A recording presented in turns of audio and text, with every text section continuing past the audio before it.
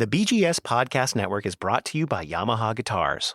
Yamaha acoustic guitars have been played by American roots musicians since the 1960s, and recently top bluegrass guitarists such as Fred Kosak of Stillhouse Junkies and Isaac Horn of the Arcadian Wild have been playing custom instruments created specifically for them by the master luthiers at the Yamaha Custom Shop in Calabasas, California. Find out more about Yamaha's premium acoustic guitars at yamahaguitardevelopment.com. Black is the color of my true love's hair. My name is Rhiannon Giddens. I am a musician, artist, activist, armchair historian, and I am recording right outside of Limerick, Ireland. I love the ground whereon he stands. Soft is the feel. Known as the Gate City, Greensboro, North Carolina is a transitional town, hub of the Piedmont between the mountain high country of the west and coastal Sandhill Plains to the east. Greensboro is also birthplace of one of modern-day Americana's ultimate crossover artists, Rhiannon Giddens. A child of black and white parents, she grew up in Greensboro hearing folk and country music and studied opera singing at Oberlin Conservatory in Ohio. Then she came back to North Carolina to play folk music and forged an artistic identity steeped in classical as well as vernacular music. Greensboro has a rich history as a key civil rights battleground. It's also a music town with the biggest indoor concert venue in the state, Greensboro Coliseum. A mid-sized city of about 300,000 people, it's a natural crossroads where many things, including music, just naturally come together. Located near the state's geographic center, Greensboro occupies both the physical and creative heart of North Carolina. From the Bluegrass situation in Come Here, North Carolina, this is Carolina Calling, a series exploring the history of North Carolina as told through its music and the musicians who made it. I'm David Minconi, and this is Greensboro.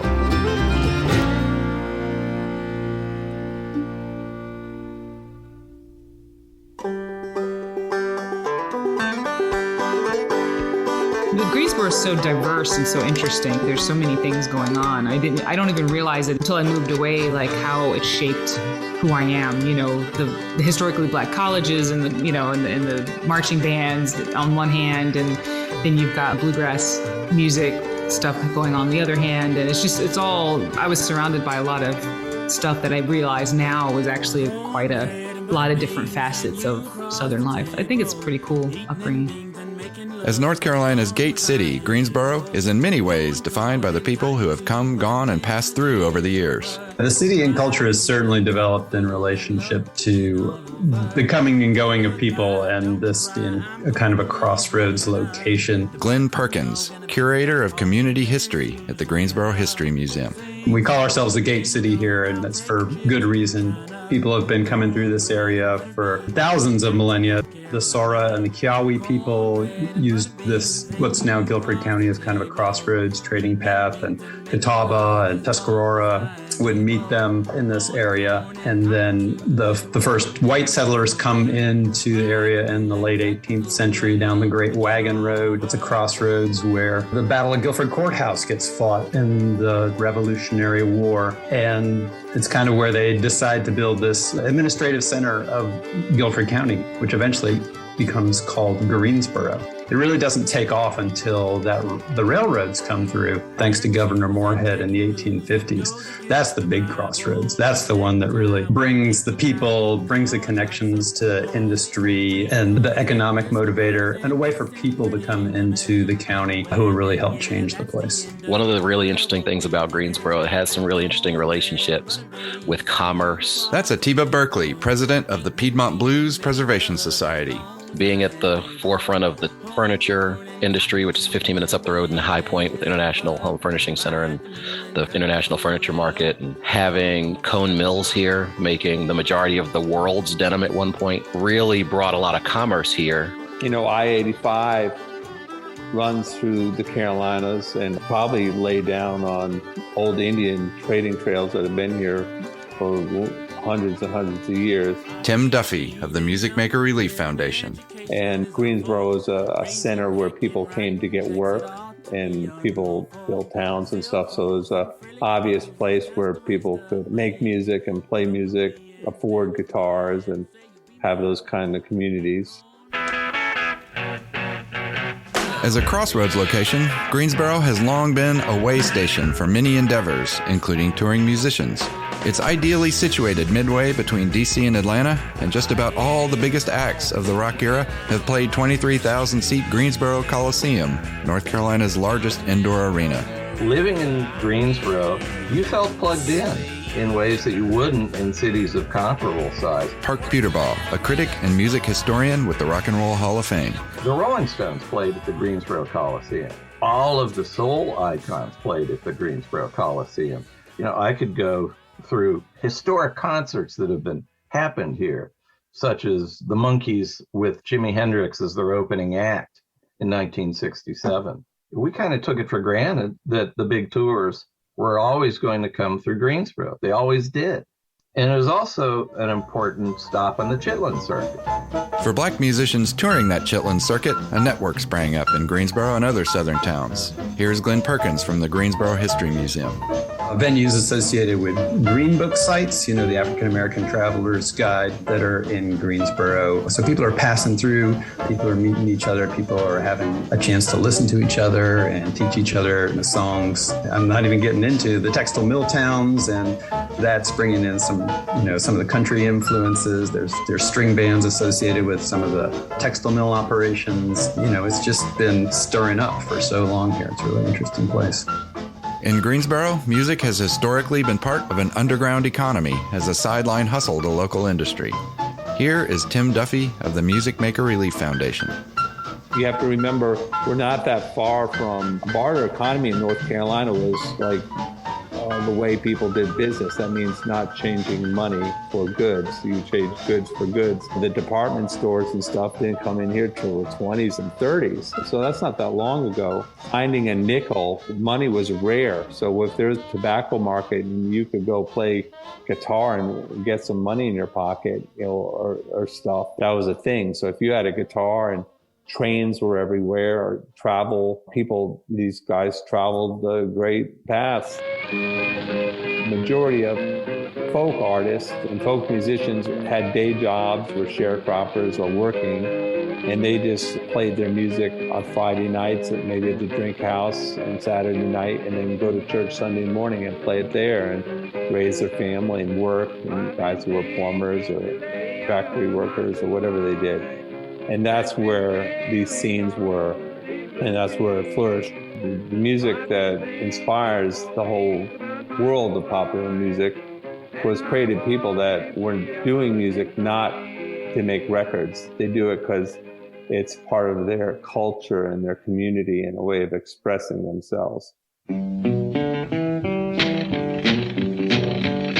As for the music that arose locally, probably the most prominent style is the blues, especially Piedmont blues, the clattery ragtime style that prevailed across North Carolina starting in the 1920s and 30s. Had a little girl, she was little and low. Used to love me, but she don't know more. You got to step it up and go. Here is Atiba Berkeley, president of the Piedmont Blues Preservation Society. We have a style here, and we're fortunate to have a regional style, which not many parts of the country can claim, which is Piedmont style blues. And so folks like Georgia Tom and Blind Boy Fuller were able to get radio play. Blind Boy Fuller, for example, was inducted into the North Carolina Music Hall of Fame in 2018, I believe.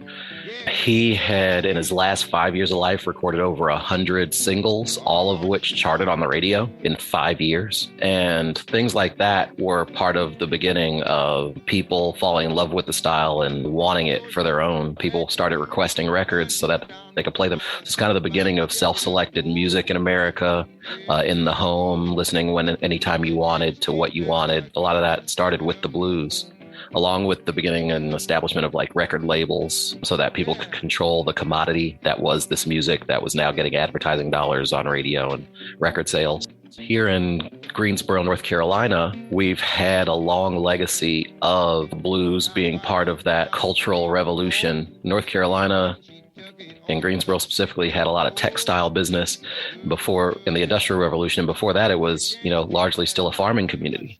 One reason for the prominence of blues and R&B in Greensboro is the presence of historically black colleges and universities like North Carolina A&T. They created audiences for the music and also an art-savvy population that saw the value of arts and education.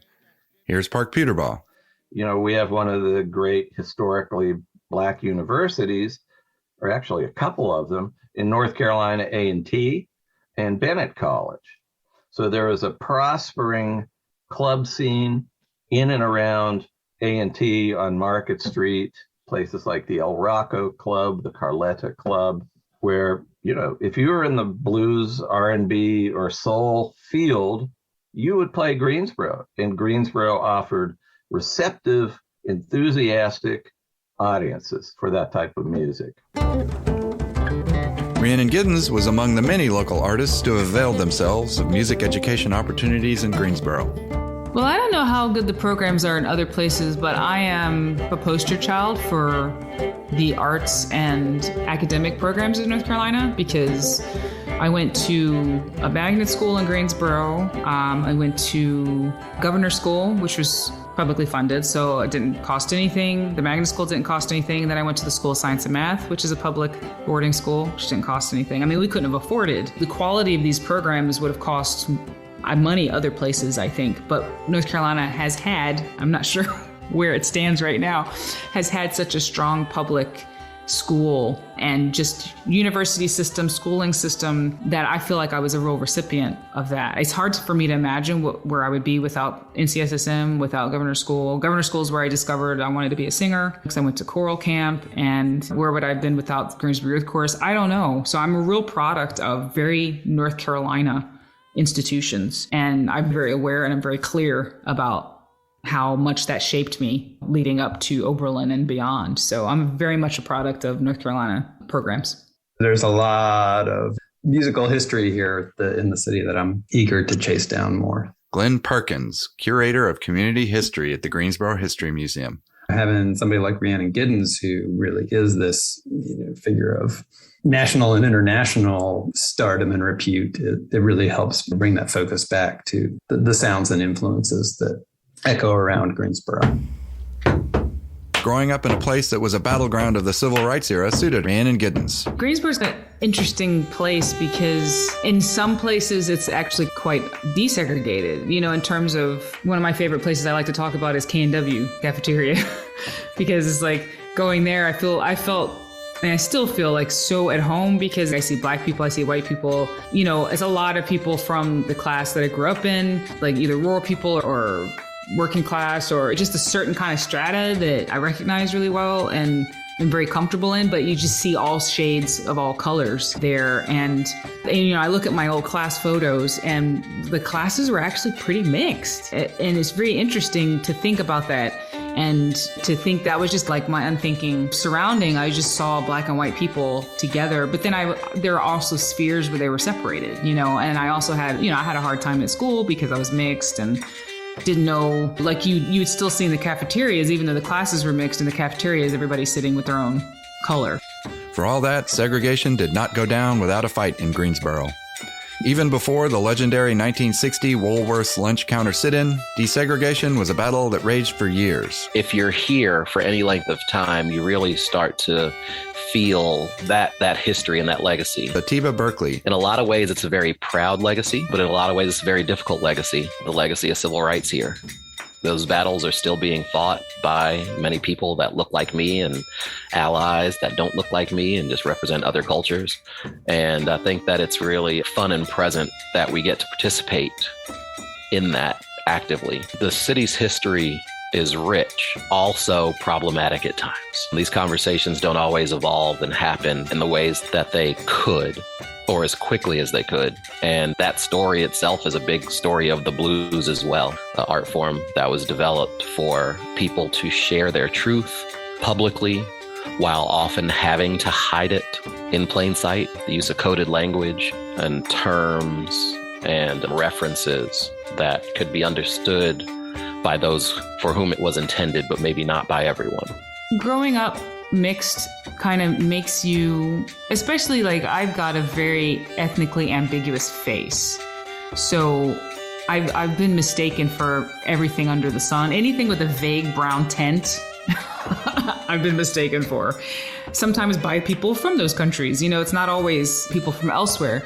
So what that does, it's kind of destabilizing in one way, but on the other hand, you're always considering the other point of view. And I was also, me and my sister were kind of going back and forth between the two sides of my family, and you learn how to adapt and to code switch, as we say. And I see that in what I'm interested in my music. So what I'm interested in is where the crossroads are, where this sounds like this, but then it's also this later on top of it. And why is that? And that's the thing that really interests me. And so that I think that's what comes out in my music, because even my current projects with my partner, Francesco Teresi, are all about that, all about where do things meet and what happens when they do, because it's such a huge part of American music. But, the narrative gets streamlined, and a lot of those really interesting bumps get flattened out, but the bumps are where the interesting things are. And so I'm always looking for those. And I think that's probably because I got used to never feeling like I was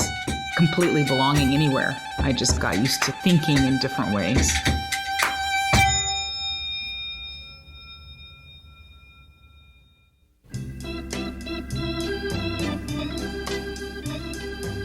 It's also fitting that beach music, which arose in the Jim Crow era with white audiences dancing to black R&B, is another style with deep roots in Greensboro. Here again is Park Peterball. Few people called it beach music then. That's what it eventually became known as. There's two components to it. There's the music and there's the dance. Beach music and shag dancing. They go together. You can't have one without the other. Greensboro is given the world some of the best shag dancers. 4 or 5 of the very best and most noted, celebrated shag dancers came from a little mill village near Cone Mills called McAdoo Heights, a little neighborhood called McAdoo Heights. And, these were kids who grew up in and around the mills, and they took to dancing, and they became part of those guys that would thumb to the beach without a dime in their pocket and just sort of make their own way down there just to dance, just to be around the music. That's a very interesting thing. If you want to talk about black and white kind of intermingling before segregation became the law of the land, these guys were getting into black music and black dancing styles. And to me, it was a form of de facto integration. Authenticity is really important when you're talking about culture. Here is Atiba Berkeley from the Piedmont Blues Preservation Society.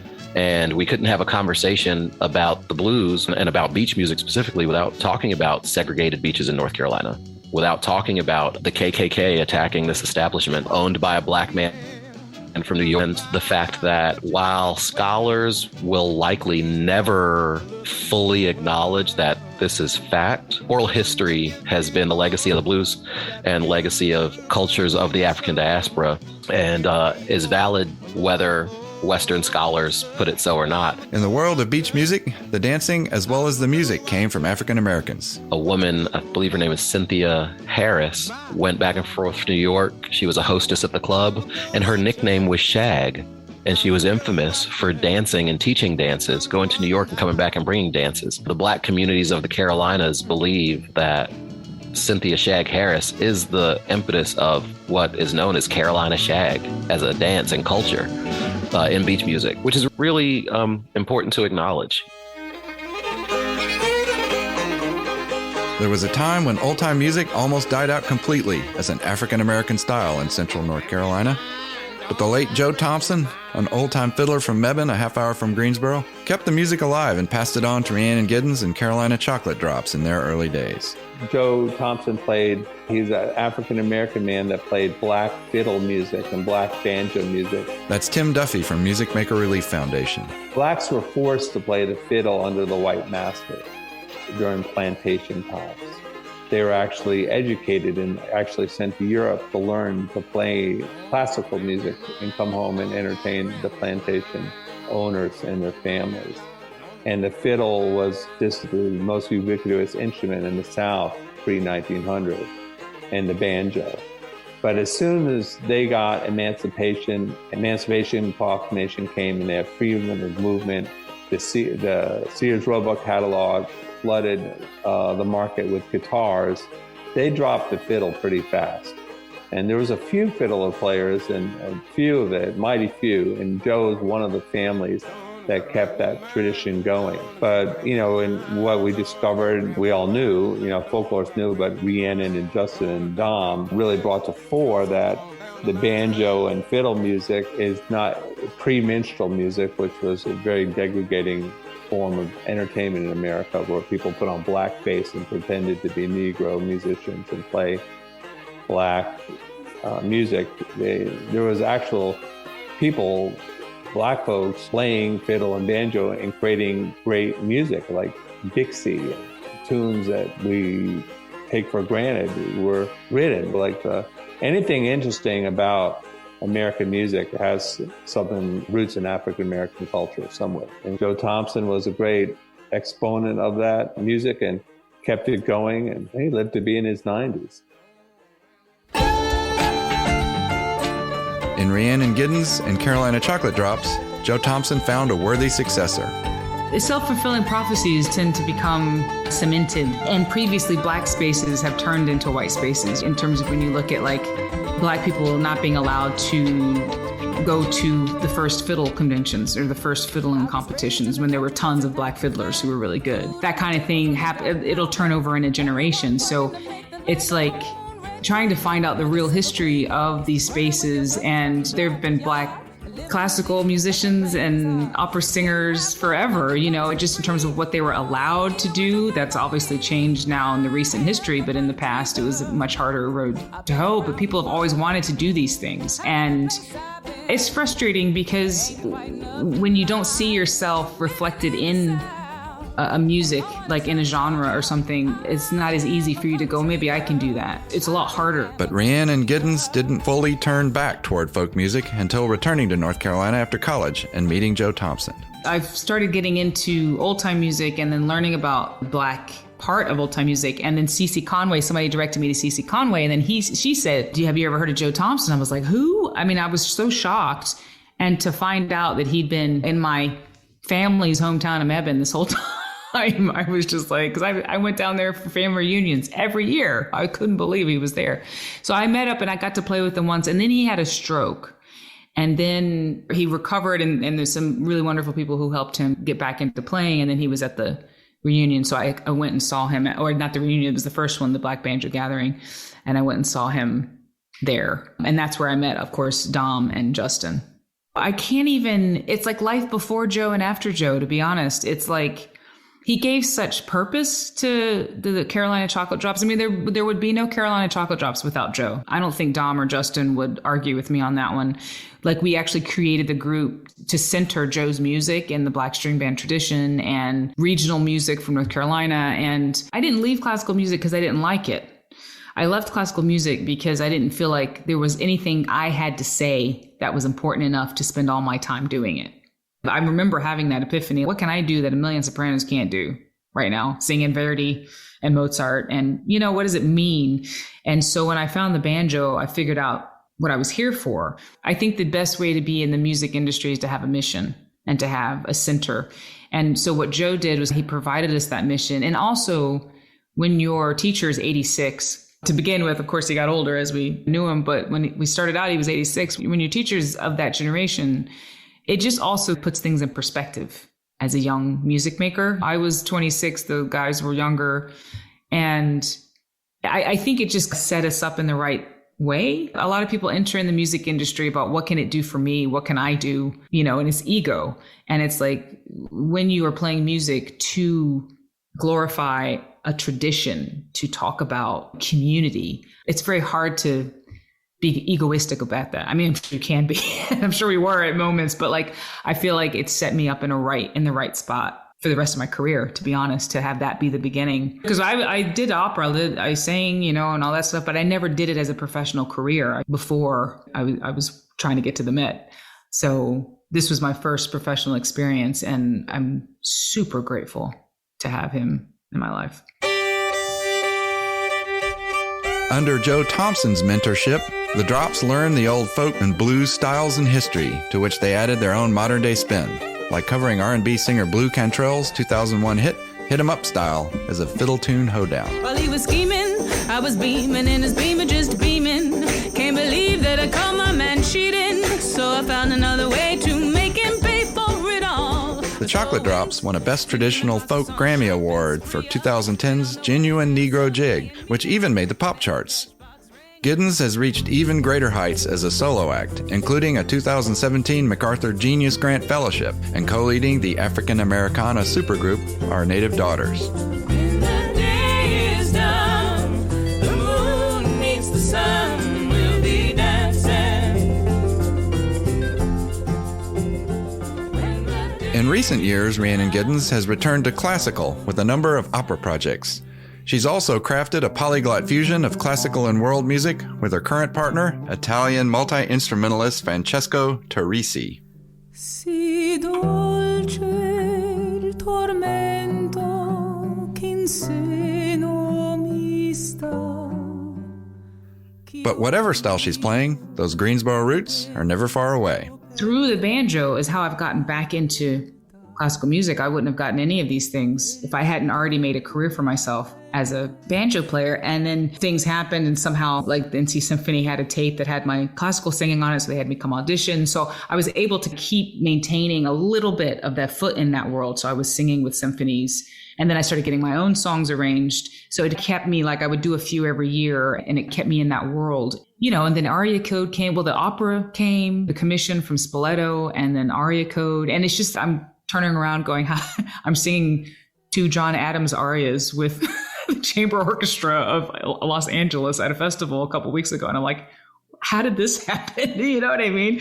So this is also what I tell people. It's like, you never know how you're going to end up doing something, and none of the things that you do are wasted. None of that time I spent with classical music was wasted. I'm so over the moon that I can now engage with that world in a way that's very honest to me and get to do the things that I like about it. I mean, I love the music and I love the world, and in doing Omar, I feel like it's the way that I can, because there's a Joe Thompson tune in Omar. I'm like pulling in all of the stuff that I am. There's the square dance. It's very exciting to be able to take all of the things that I've been doing for the last 20 years and to put it into an opera. That's basically what I'm doing. A lot of stuff written on banjo. So the orchestra is a banjo. And I love that because I feel like that's the way I can make a mark in classical music. I finally figured it out, but it just took me 20 years of doing something else, coming back to it. Meanwhile, the Gate City of Greensboro continues to embody a spirit of eclecticism as a place where a musician can pick up a working knowledge of Piedmont blues or opera singing, or both. Here is Park Peterball. Something about Greensboro that holds on to the people who come from here. They don't necessarily want to escape from it. It's a really pleasant, small city. It kind of works. It's the ideal size. We're just big enough to get some things and small enough not to have to put up with some big city headaches. I've just known a lot of people who I thought as musicians could bust out, could go to LA and make it on the studio scene or, find fame and fortune.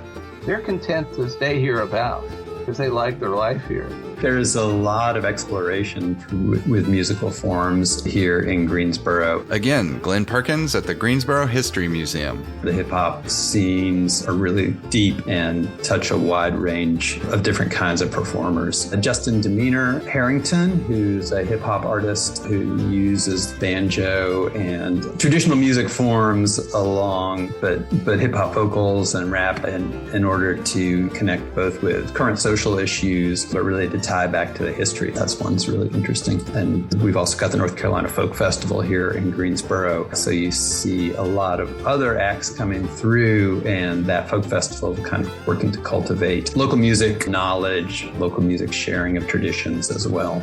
Even if I'm not doing a song about North Carolina or necessarily from North Carolina, it's in the DNA of the music that I do. The diversity of North Carolina, the history, is such an interesting state, and it's very rich, and it's very deep in my musical bones, for sure. It's always going to be a part of what I do. If it's not yet clear where all this is going to wind up, the journey will continue for Rhiannon Giddens and other artists from Greensboro. And that's a wrap for this edition of Carolina Calling, exploring the history of North Carolina music. Join us on our next stop across the Old North State, Durham. Carolina Calling is a production of The Bluegrass Situation in Come Here, North Carolina. This episode was written by Jenna Warnicki, Amy Reitnauer-Jacobs, Chris Jacobs, and me, David Minconi. Produced by Shelby Williamson and Justin Hiltner. Edited by Chris Jacobs and Associate Editor Jenna Warnicki. Special thanks to Executive Producer Amy Reitnauer-Jacobs at The Bluegrass Situation and Billy Maupin with Come Here, North Carolina. Our theme music is the song Erie Fiddler, written and recorded by Andrew Marlin. The roots of American music run deep in North Carolina. Learn more by visiting ComeHereNC.com. Don't forget to follow, subscribe, and rate us wherever you get your podcasts, as it really helps us introduce the show to new listeners. Discover more roots music podcasts at thebluegrasssituation.com. I'm David Minconi. Thanks for listening.